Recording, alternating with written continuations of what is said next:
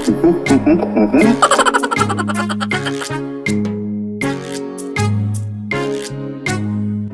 মহাদেব, আজকে আপনাকে ভীষণ খুশি দেখাচ্ছে যে, কি ব্যাপার?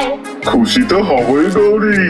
গত এক সপ্তাহ ধরে যে আমার মাথায় আর ঘি মধু দুধ পড়ছে না, তাই তো আমার চুলগুলো কি সুন্দর লাগছে। দেখো, সিল্কি সিল্কি।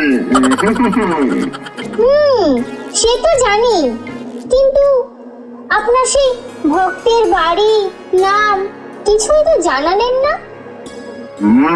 গৌরী, আজকে তো জানাবো। আজকে যে রাখি পূর্ণিমা, আজকে যে আমাকে মরতে যেতেই হবে বোনের বাড়ি। বোন?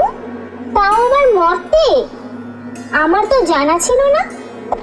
আপনি তো এর আগে কোনোদিনও বলেননি। আছে গৌরী, ওই বোনের সম্পর্কে তোমাকে অন্য একদিন জানাবো। এখন তুমি তাড়াতাড়ি রেডি হয়ে নাও তো, ওই ভক্তের বাড়ি নিয়ে যাব। শুধু আপনি আর আমি যাব নাকি? আর কেউ যাবে না? যাবে তো গৌরী, বাইরে সবাই রেডি হয়ে চলে এসেছে, তুমি রেডি হয়ে গেলেই যাব। নারায়ণ নারায়ণ, এ কি মহাদেব, আপনার মাথায় বাসুকি নাগের সুন্দর মূর্তি স্থাপন করে দিয়েছে তো, এ তো অপূর্ব। মহিশ্রী, চতুর্থ সোমবারের পুজো সম্পূর্ণ হওয়ার পর থেকেই তো আমার মাথায় ঘি মধু দুধ আর পড়ে না। এখন সব বাসুকির মাথায় পড়ে। আর বাসুকি কি করে, এক ফোঁটা দু ফোঁটা করে আমার মাথায় দিয়ে দেয়, আর আমি সেই ভক্তের পুজো গ্রহণ করে নিই। কিন্তু মহাদেব, যার বাড়ির ছাদে আমরা আছি, যে আপনার জন্য এত সুন্দর মন্দির স্থাপন করেছে, তারা কারা মহাদেব? তারা আর কেউ নয় গৌরী, যারা আমাদেরকে নিয়ে এত সুন্দর সুন্দর কার্টুন ভিডিও বানায়, এরা তারাই। এটা তাদেরই বাড়ি। ওদের নাম জয়ন্ত আর পিয়ালি। জয়ন্ত, পিয়ালি আর ওদের পরিবার আমার খুব পরম ভক্ত। জানো গৌরী, জয়ন্ত সকাল সন্ধে দুবেলায় আমার পুজো অর্চনা করে। মাঝে মাঝে আমাকে আবার বলে, বাবা, আমরা তোমাকে নিয়ে যে মজার কার্টুন ভিডিও বানাই, সেই বলে রাগ করো না কিন্তু, তুমি যে আমাদের সবার পিতা বাবা। আমি এই কথাগুলো জয়ন্ত শুনে এত হাসি পায়। তাই বুঝি? আমাদের কার্টুন ভিডিও বানাবে, আবার পরে এসে প্রার্থনাও করবে। কি অদ্ভুত ভক্ত আপনার! নারায়ণ নারায়ণ, আপনার এই ভক্তের মন পবিত্র, না হলে বাড়ির উচ্চ স্থানে এত সুন্দর এক মন্দির নির্মাণ করতো না মহাদেব। আশীর্বাদ করি তোমাদের এই কার্টুন চ্যানেল আরো বড় হোক। চলুন মহাদেব, কৈলাসে ফিরে যাই। না গৌরী, আমি তো এখন ফিরে যাব না, তোমরা সকলে ফিরে যাও। আমি যে আজ আমার সেই পাতানো বোনের বাড়ি যাব, রাখি পরবো, তারপরে ফিরবো। তোমরা সকলে ফিরে যাও। নারায়ণ নারায়ণ, মরতে আবার আপনার বোন? কে হে মহাদেব? সে আছে মহিশ্রী, আপনাদের অন্য একদিন জানাবো।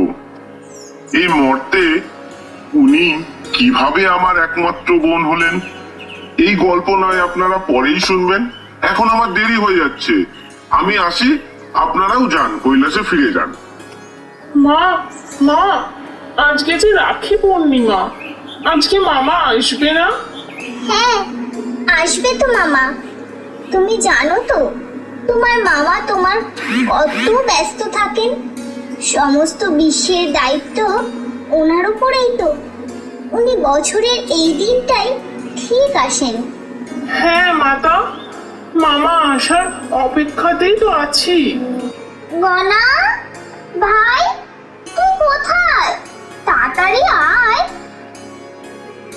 রাখি পড়বি না নাকি? সময় তো বয়ে যাচ্ছে।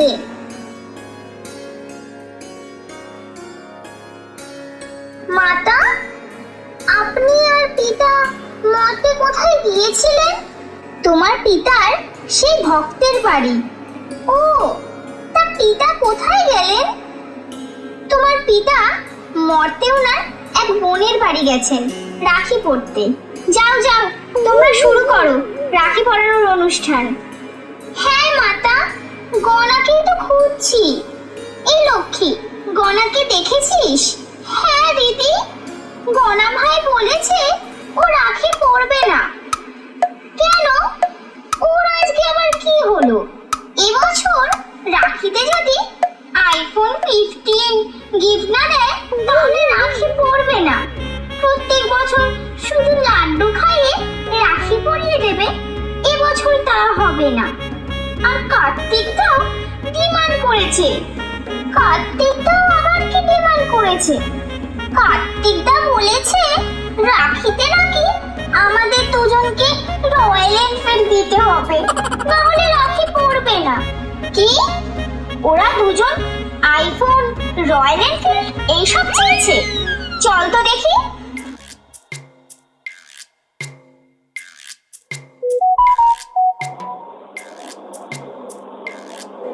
কার্তিক, গণেশ, তোমরা এসব কি চাইছো? রাখি পরছো না কেন? না মাতা, আমরা এবছর ঠিকই করেছি। আমাদেরকে এসব না দিলে আমরা রাখি পরবো না। হ্যাঁ মাতা, আমাদের এসব চাই চাই চাই। সে তো অনেক দাম, এসব তোমার বোনেরা কোথা থেকে পাবে? আর এইসব তো কৈলাসে পাওয়া যায় না, তার জন্য তো মর্তে গিয়ে সেসব কিনে আনতে হবে। কেন মাতা? পিতার তো 4টে সম্মান হয়ে গেছে। পিতার ওয়ার্ল্ড ব্যাংকে তো কত কত টাকা ঢুকেছে, ওখান থেকেই তো টাকা নিয়ে লক্ষ্মী দিদি, সরস্বতী দিদি আমাদেরকে গিফট দিতেই পারে।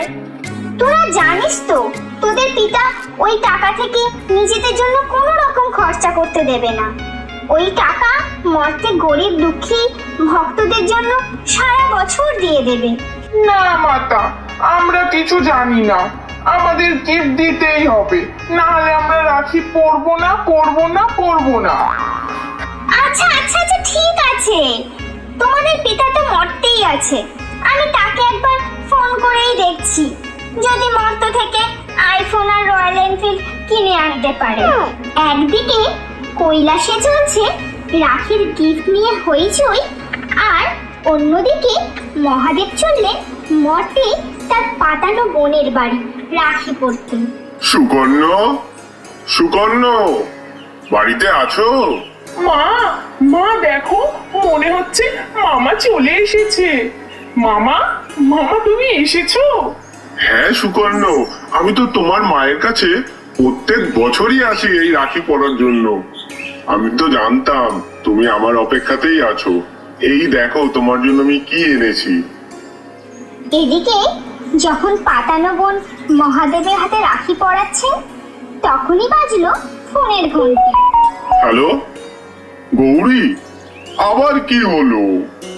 আমাকে একটু কি রাখি পড়তেও দেবে না? ও, কি হয়েছে? আর বলবেন না মহাদেব, এই গনা আর কার্তিকটা যা শুরু করেছে, ওদের নাকি এখন রাখিতে আইফোন আর রয়্যাল এনফিল্ড গিফট চাই। কি করি বলুন তো এবার? না হলে যে বলছে ওরা রাখি পরবেই না। আপনি একটা ব্যবস্থা করুন মহাদেব।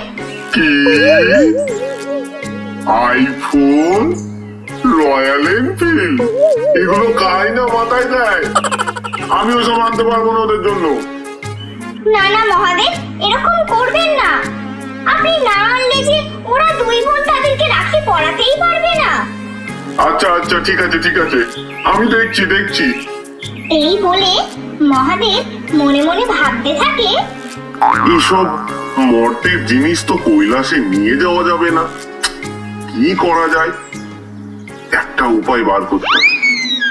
এই গনা, কার্তিক, তোদের পিতাকে আমি ফোন করেছিলাম, সে বলল সে নিয়ে আসবে। তোরা চটপট তার আগে রাখিটা পরে নে তো বাবা, আর বেশি দেরি করিস না। তাই তাই মাতা, পিতা নিয়ে আসবে? ঠিক আছে, আমরা এক্ষুনি রাখি পরে নিচ্ছি। পিতা, পিতা আপনি চলে এসেছেন? কোথায় পিতা? আমাদের আইফোন, রয়্যাল এনফিল্ড কিছুই তো দেখতে পাচ্ছি না, কোথায় পিতা?